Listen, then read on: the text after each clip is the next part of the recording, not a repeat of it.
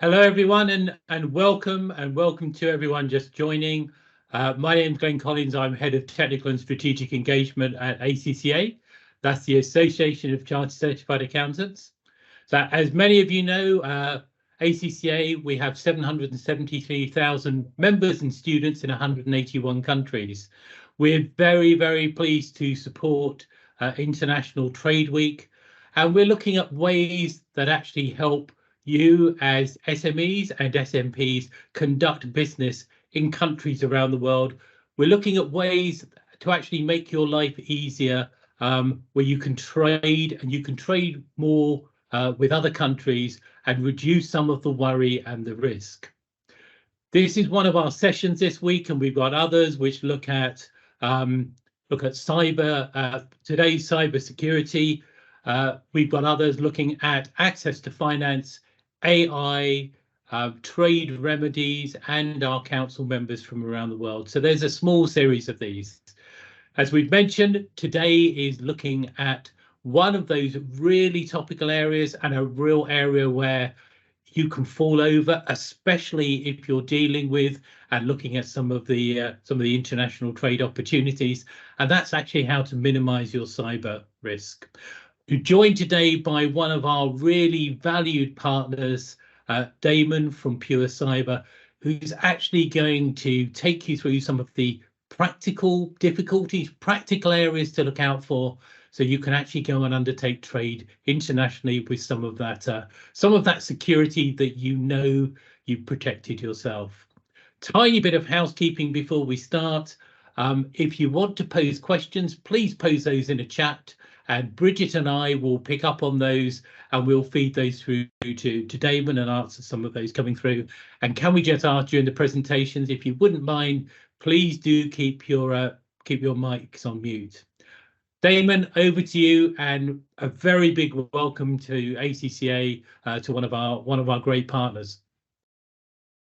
Thank you very much, Glenn, and good afternoon, everybody. Today we are going to talk about all things cybersecurity and the dangers of, I suppose, international trade and what we should be worried about. So let's start very quickly. So as Glenn mentioned, we're Pure Cyber. We are based in the centre of Cardiff, but we work with, I think, in 70 plus countries now, working all over the world, trying to make sure organisations, ensuring that they are able to operate securely and with confidence. So I think we'll jump straight onto that. And as you can see, we partner with loads of amazing organisations, ACCA being one of the most important to us. Right, so on to cybersecurity. Well, don't people just love to make cybersecurity complicated?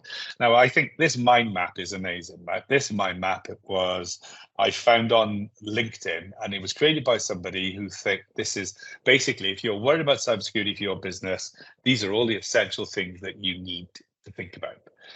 Well, I mean, I think as individuals, whether we in charge of just our daily duties or a department manager or a business owner or whatever you are, nobody's going to be thinking of these things. It's absolutely ridiculous. And I think it's a huge problem that we find in cybersecurity, that there are a plethora of products that are available and there's just so much noise around security, and it shouldn't be that difficult at all. So that's one of the really important sort of our mission in cybersecurity is for Pure Cyber is to make cybersecurity simple for businesses, right? So simple to buy, simple to understand, and simple to process. That's what we try to do. We try to declutter everything here. So hopefully today we're going to avoid any real jargon. We're really going to avoid getting stuck in traps of talking about technical solutions, because really a lot of it, although there is terminology that is used sometimes, I'm hoping today that I avoid talking about all, the things that make people just switch off.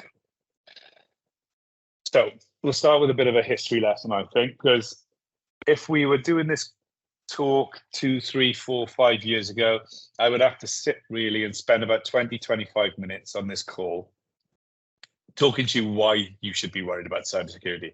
Now, I think forgive me if I'm wrong, but I think these days we all know cybersecurity is a problem. And I think sort of our next hurdle is, well, I don't really know where to turn. So we all know about terms that I'm sure that we'll talk about today, like phishing and things like that. And we know about things, scary things like ransomware and these types of things that we read about in the papers and in papers and on the news. So we don't need to worry about that so much anymore. But I think Lincoln College is an incredibly important lesson, right? So I'm sure most of you won't have a clue where Lincoln College is. It was the last college in America to be, or in fact, I think the only college in America to be named after Abraham Lincoln while he was still alive. So that gives you a good idea of the age of this organization. Now, this college survived 2 world wars. It survived the Great Depression. It survived a major fire in 1912 when 3/4 of it burned down. It also survived the Spanish flu and COVID.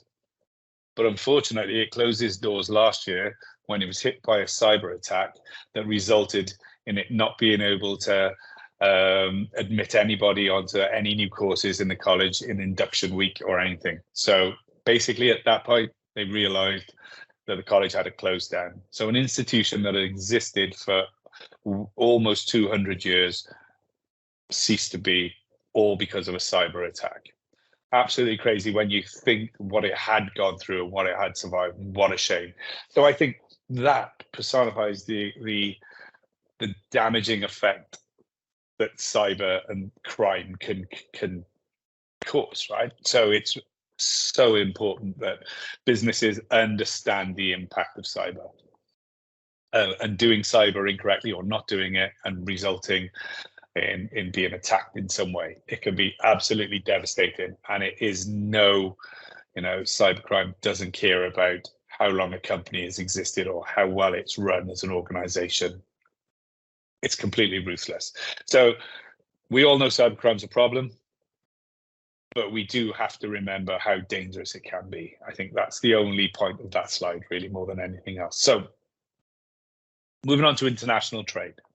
So as a company, we spend a lot of time working with our clients, and one of the things that we do is monitor their networks. So, and we monitor things like their Microsoft 365 environments to make sure that nobody is hacking their emails and nobody is hacking into their devices.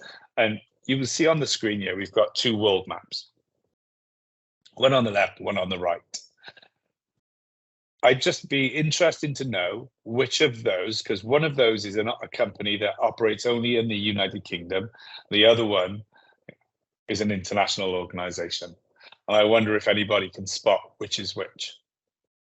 Because if you look at the one on the left, there's activity all over the world, and same with the one on the right as well. Now, in fact, the one on the left is a UK-based only organization. It's being attacked from everywhere. So whether that's through Russia, through China, through Iran, through Pakistan, through America, through Africa, everywhere. And likewise, the one on the right is an international organization. So as you can see, cybercrime is not a neighborhood thing. Today, the world is, and I think that's one of the things, the biggest takeaway from COVID was the fact that the world is an incredibly small place. It's incredibly small.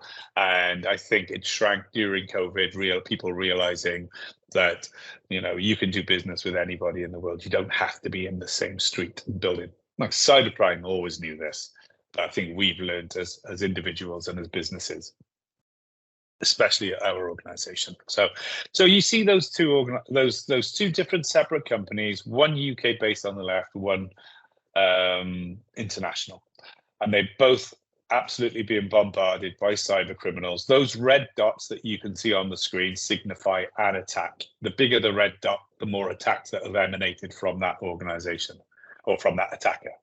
So really, really interesting. So what is the real difference between an international trading company and a UK domiciled company, or it could be anywhere, an Australian based company that only deals in Australia? Well, I think really the biggest takeaway from that is it's so much easier to protect a company that's only based in one country and only operates in one country.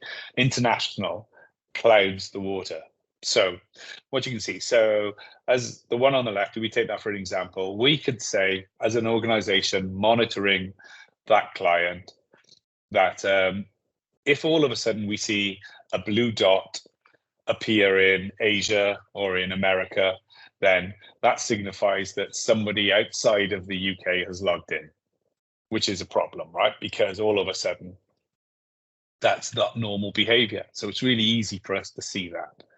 Now, likewise, the one on the right, if you can see, look at all the blue dots all over the world, whether it's Australia, South America, Asia, North America. It's incredibly difficult for us to spot. So at that point, as an organization, you have to be more sophisticated. So what I mean by that is you have to sort of understand how your organization runs and works, and you have to be organized in locations and priorities, and being able to understand the threat in every different environment. So that's a big challenge, right? Because there is a much higher level of complexity. It's easier when you've got a UK-based company just to be able to say, well, we can ring fence the UK, anything outside of it will become a problem. And that, I mean, that's pretty straightforward. So that's a huge difference, because really the way that you defend against cybercrime and the types of attacks that you face have no understanding of geographical barriers, right? So whether you're a company that only works in London, you can be subject to exactly the same attacks, whether to another company that has offices in London, but then offices in Belgium, and then offices in Germany and France and the Americas. The only difference becomes is the complexity, right? In London, if you're only operating in London, you've got one site to protect. All of a sudden, if you're in multiple locations, you've got multiple locations. So it's quite obvious that it just adds, your attack surface increases, and it just becomes harder to protect yourself. So I think what are the most common threats? Now, as I said, this really applies to any organization, and they can be amplified a little bit, which is something we'll come into in a moment. Because if you think as well, you know, trading internationally, I mean, whether you're working in Europe in Europe, then you have to worry yourself with GDPR, and I'm sure there may be some questions around legislation and data protection as we go further, and we talk about this later, and maybe some questions around that. But I'm sure we'll come to that as well. But for now, I'm just going to talk about the two most common threats to your business from cybercrime, especially that can be amplified when working internationally. So the first one is a good old phishing. And the reason we talk about phishing is because phishing is an attack, but it's really a delivery mechanism more than anything else, right? It's either designed to steal your credentials or to deliver an infected PDF file, or to deliver a poisoned website link for you to click on. So we're all familiar with phishing, right? But do we know the difference between phishing, spear phishing, and whaling? This is the question, right? So we'll move on a little bit from phishing because it has become more sophisticated, and I'm sure there'll be questions around. And one of the questions I always get asked is, does AI cause problems? You know, what does AI mean for businesses and my business when it comes to protecting us in cybersecurity? Well, this is one of the areas where AI makes it a little bit harder, because in the good old days, you would often receive a phishing email from an organized cyber criminal gang, maybe based in North Korea or something like that. They would write it, it would be written in English and to their best ability, but it would sound wrong in some way. It would look wrong, sound wrong. Well, that obstacle now these days, and the barrier to entry of writing really, really good, clever, and realistic phishing emails is AI, right? You could use something like ChatGPT just to pretend to be imitate an organization and create a really sophisticated, well-written email without any problems at all. So there's a barrier to entry definitely that has been removed with AI when it comes to phishing emails. And you will see a sophistication of emails, an improvement with phishing these days. It's definitely become more of a challenge. And you know why it's still such a popular delivery mechanism for businesses, for cybercrime? Because it works, right? It just does. So I always like to use a banking analogy when I talk about the difference between these three different types of things. So the first, phishing. As a cyber criminal, say a cyber criminal wants to send a phishing email out pretending to be from a bank, say HSBC, and it's going to send that email to everybody on this call today. So there will be the majority, say 50, 60, 70, 80%, say 80% of you that do not have a HSBC account, right? Immediately you will ignore that. Right, because you haven't got an HSBC account. Then there'll be the remaining 20% will think, oh yeah, I've got a HSBC account, and may be fooled for it by a second, right? Then you move, so that's phishing email. So it's a generalized email. And as the name implies, spear phishing is a little bit more focused than that, right? So all of a sudden, there's a cyber criminal, they have an actual list of HSBC members, right? So now I'm only going to send an email to the people on this call who actually have a HSBC bank account. So that 20% of this call are now going to receive an email from HSBC, which is interesting, right? Because all of a sudden then nobody else on that call is getting it, and it sort of legitimizes that call a little bit. So brilliant, right? Okay, so there's a level of sophistication and a level of work that's gone into that as well. And then you have whaling. So now I'm a cyber criminal who's done a little bit more of an investigation, who's got a lot more data on the potential targets. And I'm only going to target now the HSBC members or clients on this call that have a bank balance higher than £1 million. So there might be only 2 people on this call now. So I'm now just going to email those with an even more targeted and more sophisticated email, because I'm only going to send it to 2 people. So I know a lot about those guys, and I'm going to make it focused, right? So I'm going whaling. I know it's anatomically incorrect. It's called whaling because it goes after the big fish. We all know whales aren't fish, but that's fine. That's why that's what they call it. But that's what the difference is. So you have phishing, which is just a broad attack. Spear phishing, which is just focused on certain people, and whaling, which just goes after the big fish within the organization. Now, these things are, as I said, the most prevalent.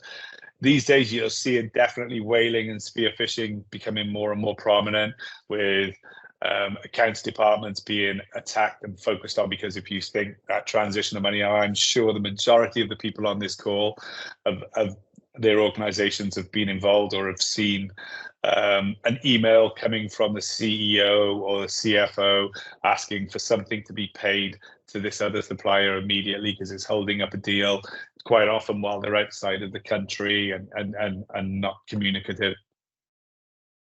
Happens all the time. We see it all the time. And the reason that we keep seeing it is because, do you know what? It works a lot of the time. Only last week we were talking to an organization that had just had £400,000 stolen out of their bank account using this exact technique. It happens all the time. Last month we had something similar with another organization. These attacks work, and they work because it's all down to timing and understanding and knowledge, and they tie it into everything else. You know, we saw a case about a year, 2 years ago, where it was a finance organization again, and CFO had gone on holiday, was posting on social media about the fact that he was on a holiday. While that was happening, the cyber criminals took the opportunity to say, I'm having a lovely time in Spain at the moment and all these things. I forgot to ask, can you make this payment to this company? So believable. And so dangerous, right? So this is why these things happen all the time. So you have to be mindful of that. And the only way you can defend against these things is through education, through testing, and through training the workforce. They can and are, you are capable of spotting these things, and it is quite obvious when it's pointed out. But timing is everything. I remember when, if we all remember, during the election in America, when Hillary Clinton's computers were hacked, because they were hacked by a Russian organization at the time, and they did it because they knew that Hillary Clinton's team were working virtually 24 hours a day.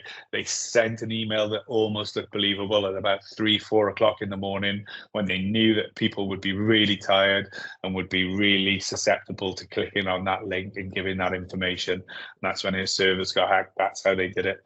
The guys who do this are really, really clever, and they know their targets very well, because there's a lot of money to be made through cybercrime.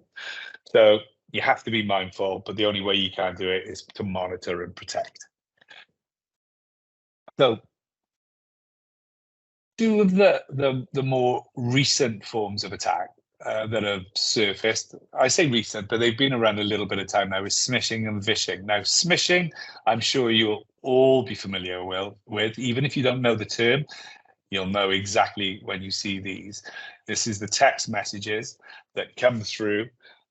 Exactly the same technique as phishing, right? They want to either get you to click on a poisoned link. They want to either steal your credentials, so you're giving them usernames and passwords or bank details, or they want you to click on something and run something from the machine, or download a document. They do the same things. You'll see them. Royal Mail is quite often, Amazon.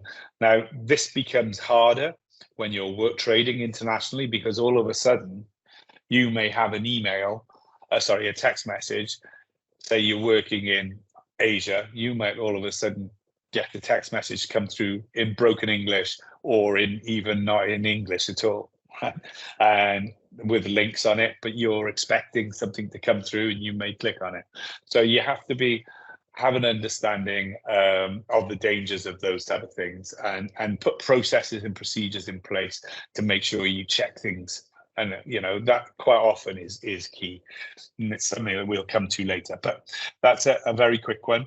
Now, the next one, I'm going to try and run a video, which should be interesting, and see if this works, because this is the best example I can give of vishing. Now, if anybody's aware, recently in America, MGM, the casinos, they were hacked. Now, how they were hacked was with somebody, a cyber criminal. Part of the hack was a cybercriminal contacted their IT support organization, pretending to be an employee that they'd identified on LinkedIn, and using social media, understanding a bit about that employee and everything else around that.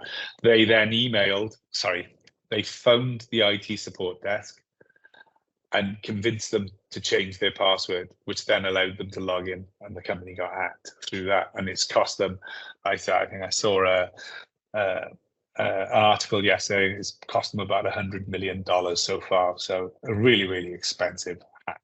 But this technique is called vishing. So it's basically phishing for information on data over voice. So that's vishing, and it is so, how can I say, easily done, because there's no technical skill involved in that other than being a really, really good social engineer. So being able to bluff your way to getting the information that you want. Incredibly scary, and something that is becoming more and more important. As I said, you only had the MGM hack a couple of weeks ago. That this is exactly what they did to get the information that they needed.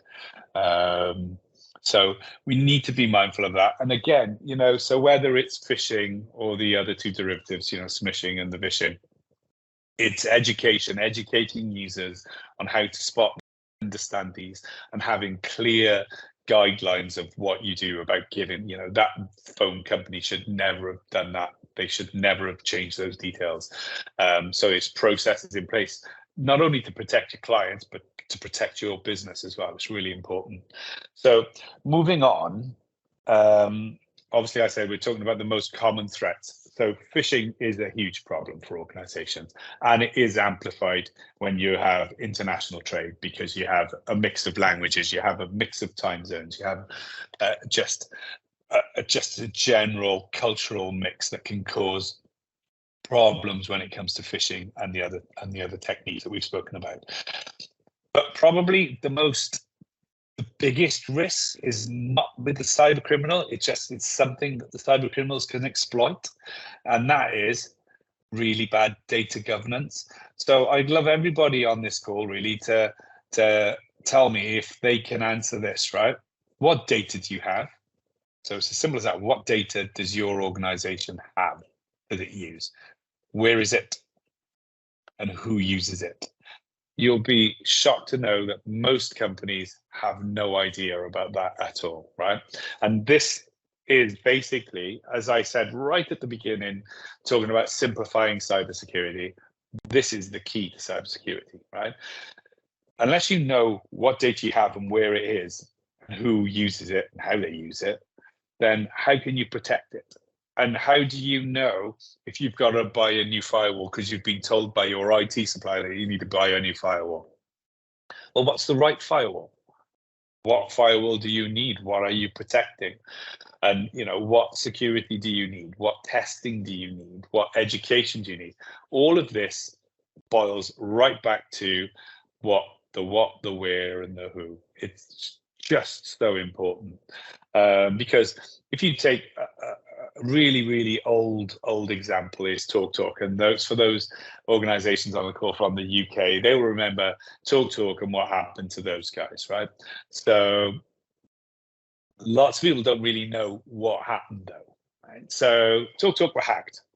They were hacked through a very old file server that they had on their network, and it ended up costing them millions and millions and millions of pounds, and cost lots of people their jobs, and was incredibly damaging to their brand for a very long time, to the point really that they've never sort of regained the position, the prominent position that they did have in the past.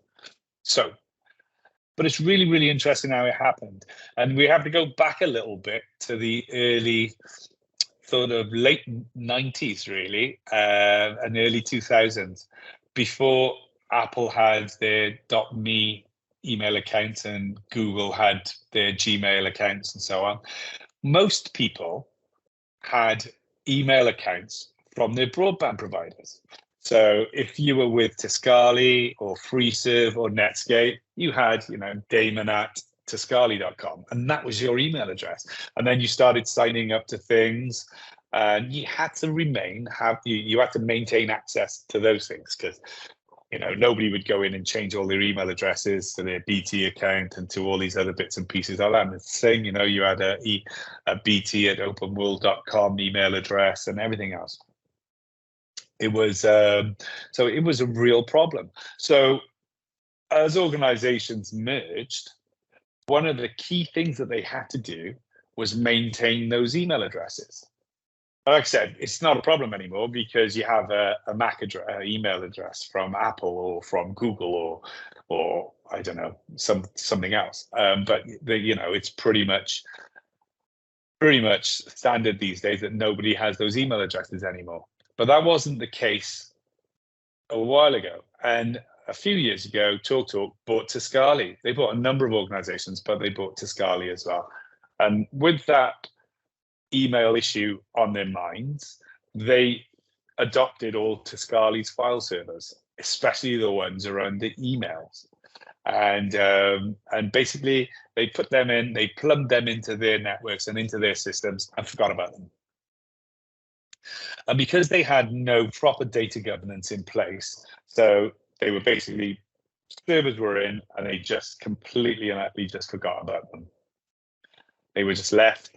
And then eventually someone just came along, run a very automated script against them, and they were able to steal the information, and it caused all the problems that it caused for TalkTalk. It was really bad data governance on behalf of TalkTalk that resulted in all these problems. So understanding the data. And I'll give you another example of an organization that we work with as well, or we worked with.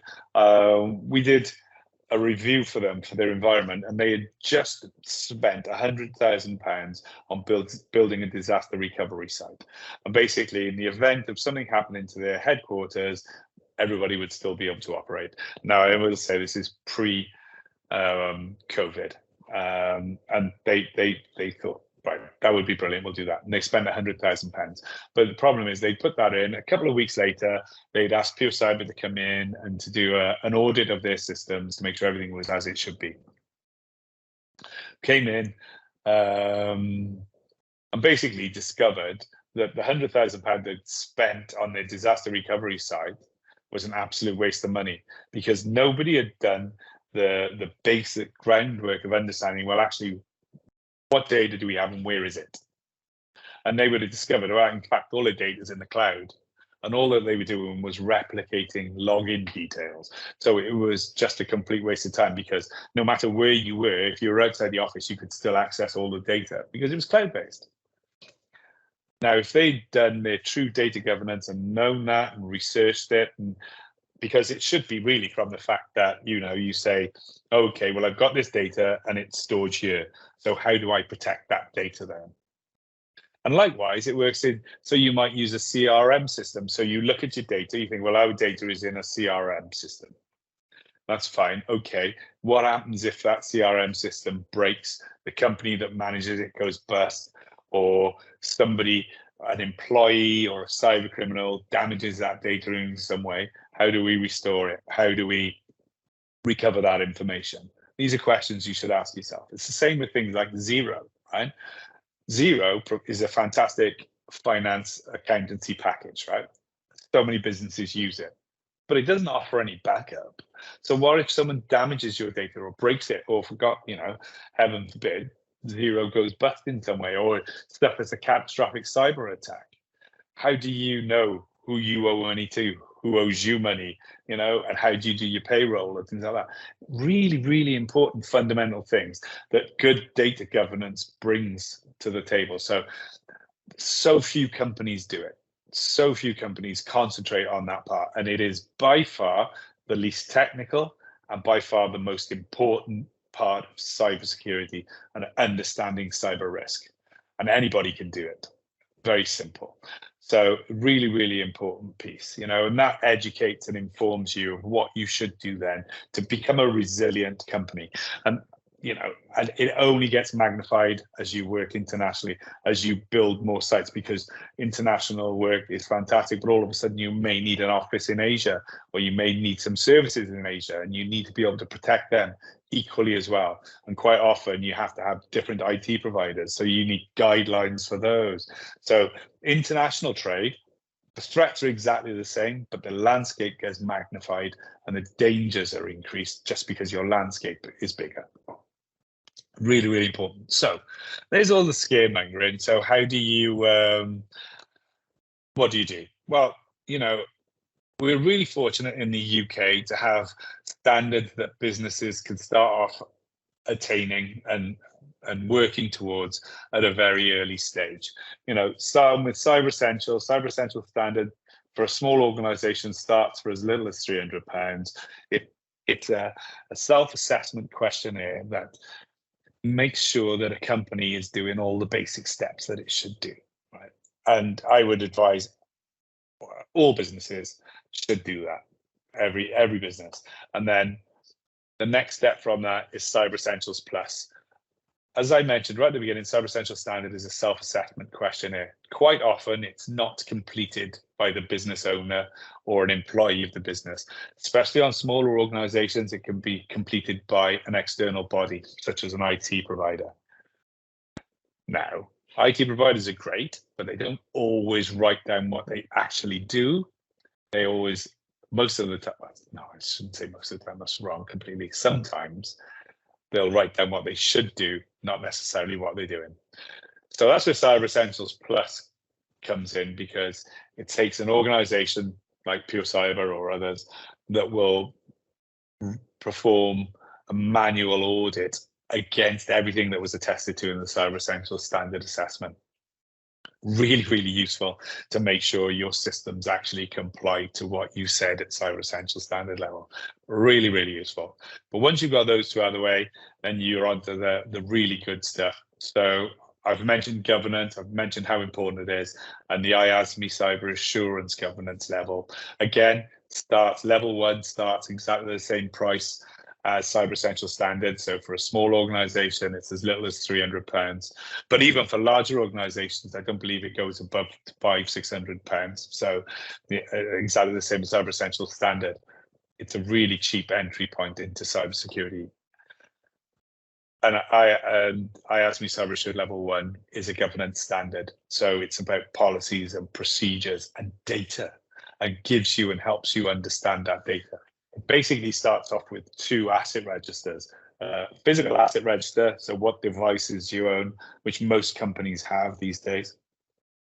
But the really, really important part then is the information asset register, the data asset register. What data do you have as an organization? Then, you know, as you go along the columns, well, we have payroll data. Where is it?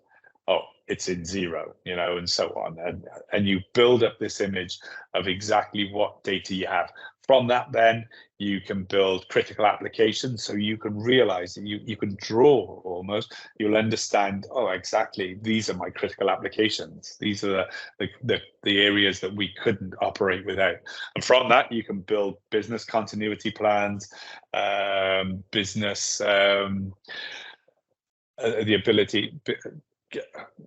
ability to run and be able to respond to attacks. Really, really important. So that's IASME Cyber Assured, very important. Then you have level 2, which, like Cyber Essentials Plus, is an assessment. So a full audit of your documentation and your information. Super important again. And then recently as well, IASME have introduced something called IASME Cyber Baseline. And what this is incredibly useful, especially for organizations that trade internationally, because what it has introduced, so Cyber Essentials and the IASME Cyber Assured are for UK domiciled companies. It doesn't matter if the companies are trading internationally, they can still achieve that. But if you're working with organizations and you say you want to partner with an organization in Singapore, but you're worried about the cybersecurity implications of that, you can help these guys by pushing them through something like IASME Cyber Assured. It is Cyber Essentials standard, basically, for international organizations. And you can also use that if you want to partner or set up or acquire international organizations as well as part of your growth internationally. Really, really important and incredibly useful. That was only launched very recently, in fact. So absolutely brilliant. And all of these allow you to understand what data that you have and build your continuity and cyber resilience. So really, really important. So I think where we are really is that is the area that I think that businesses need to focus on. I think it helps a business grow securely. And by far, because there is no silver bullet when it comes to cybersecurity, it is a process of improvement, continual improvement, because it's an ever-changing landscape, threat landscape that changes all the time, and businesses just need to have the processes in place. Yes, phishing is always going to be a problem, and complexity of those types of attacks are always going to become a problem. AI really doesn't help at all, especially when you start involving things like deep fakes and synthesis of voices and all these other things. That problem is going to magnify, and the only way to defend against it really is education and processes. And businesses are going to continue to have bad data governance at the moment. I mean, it's something I always equate cybersecurity and where we are today as health and safety in the 1970s.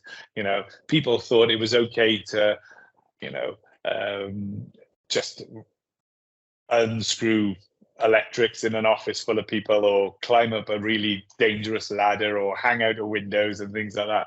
That's what the world used to be like in the 1970s and the 1980s.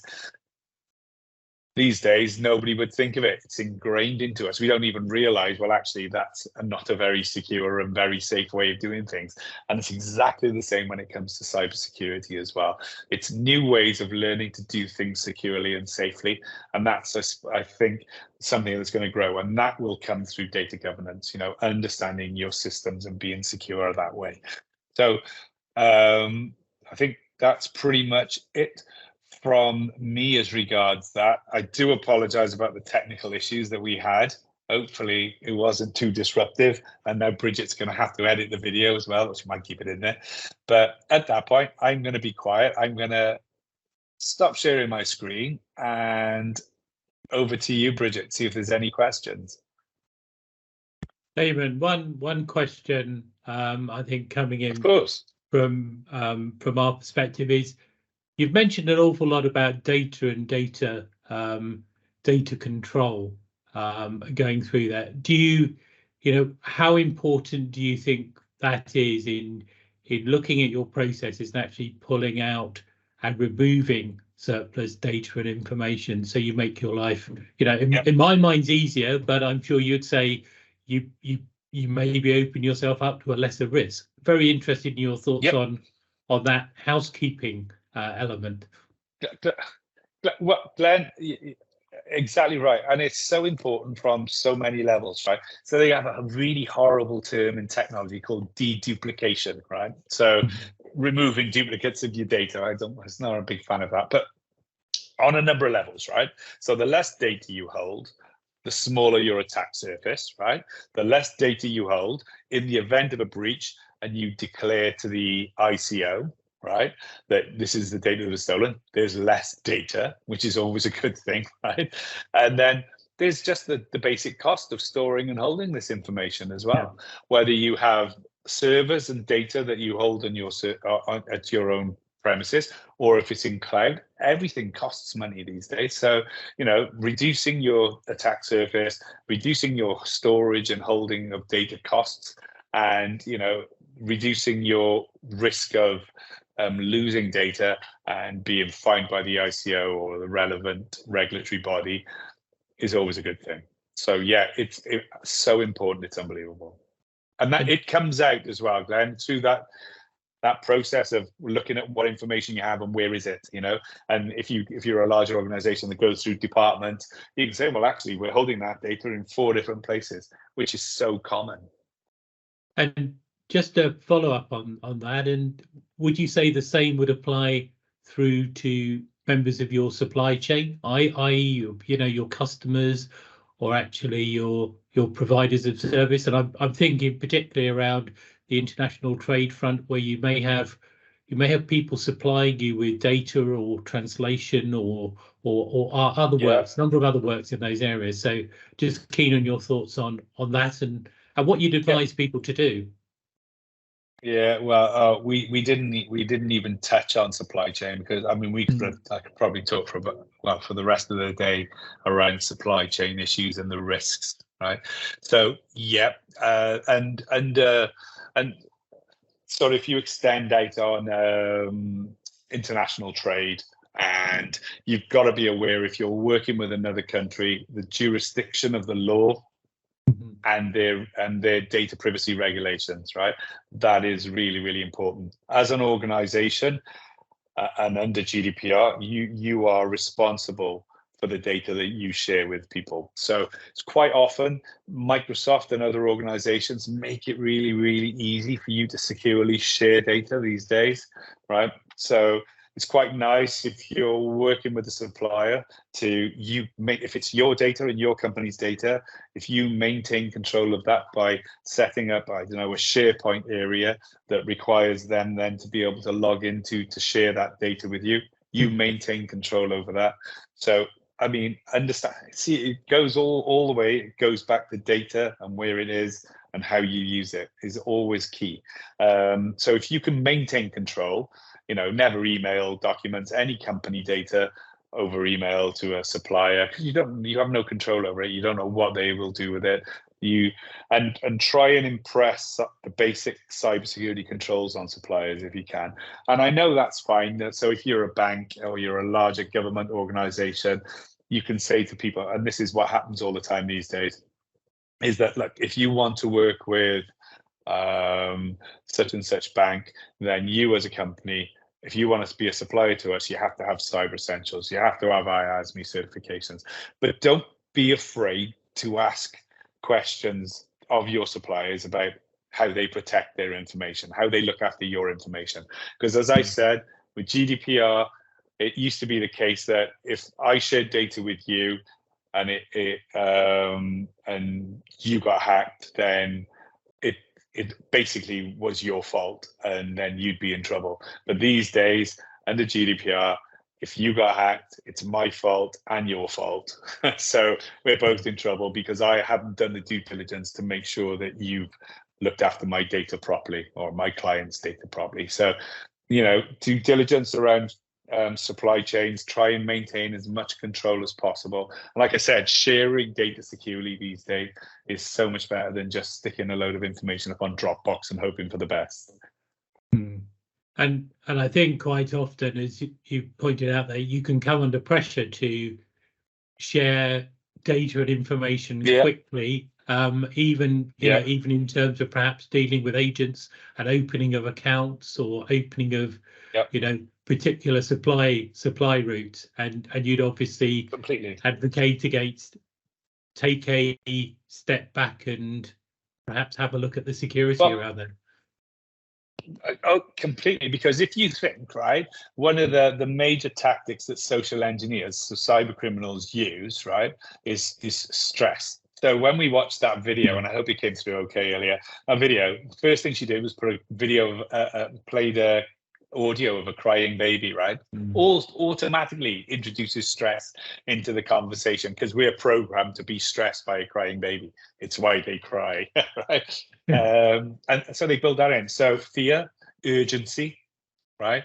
That act of urgency. So always be mindful of anything like that. If someone's saying, no, we've got to get that done today, that should be an alarm bell for you, right? So always really important. So no, take your time, follow your processes. You know, it's right that, you know, you can have too many processes, and if you're an organization that has to move quickly to do things, that's fine, but make sure your processes are fit for business then, because you don't want, and cybersecurity should be a business enabler, not a you know, an inhibitor. Thank you for that. And if you have any further questions, please do post those in the chat. I think that's really illuminating, Damon. I won't say frightening, because we all know it's there, and I think partly we're probably all reassured by saying some of it isn't as sophisticated as we, you know, as we believe, and it is playing very much on people's emotion, and it is keeping your guard up, as you've just mentioned, under those areas of stress. If we don't have any further questions, thank you very much for joining this this webinar. It is part of a series, so we are running them, as we said at the very beginning of the chat, on AI, on access to finance. We've got around the globe with our council members, and on trade remedies. So please do dial in and listen into those. If you'd like to listen through to Damon's talk again, please do. A recording will actually be go up and be available on that, and we'll be also sharing that with members and others around there. But thank you very much for joining this, and I hope you enjoy the rest of International Trade Week, and above all else, address the barriers, but take forward that opportunity, and do look at the real benefits of international trade. This is to make sure you have more security around there. Do also speak to your accountant and actually get that planning right, and that planning in place, so you can rest and sleep easily at night, knowing that you've reduced all of the risks. So thank you all very much, and thank you, Damon, for an excellent presentation. Thanks, everyone. Thank you, Damon. Take care. Bye-bye. Thanks, guys. Sorry about the glitch. Bye. Do not worry. We'll get that edited out. Don't worry. Thank you. Brilliant. Thank you. Bye. Bye.